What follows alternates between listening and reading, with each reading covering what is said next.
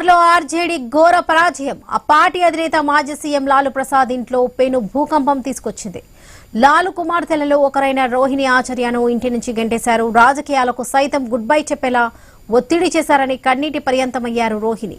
ప్రస్తుతం ఇంట్లో లాలు యాదవ్, లాలు భార్య రబ్రీ పరిస్థితి ఏంటో బయటకు రావడం లేదు. కానీ ఫలితాల తర్వాత తేజస్వి యాదవ్ తో పాటు తేజస్వితో సన్నిహితంగా ఉంటే సంజయ్ యాదవ్, రమీజ్లు కలిసి ఏదో చేశారనే అనుమానాలు కూడా వ్యక్తమవుతున్నాయి.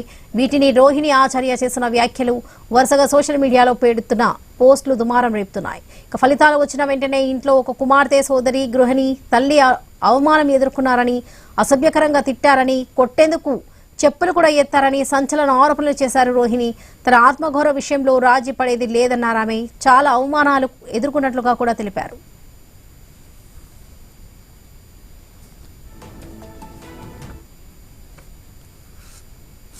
नहीं, मेरा कोई परिवार नहीं है।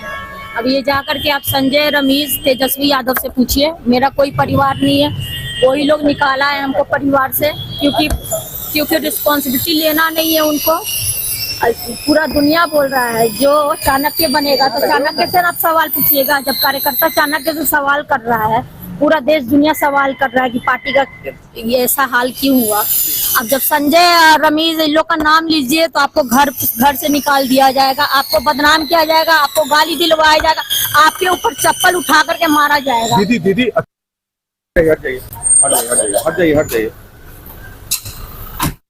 ఇంటిని వదిలేసి వెళ్లిపోతున్నట్లుగా చెబుతూ తనను అనాథను చేశారన్నారు రోహిణి. ఏ కుటుంబానికి రోహిణి వంటి కుమార్తె, సోదరి ఉండకూడదని భావోద్వేగ పోస్టులు పెట్టారు. తనను మురికిదానివని తిట్టారని వాపోయారు.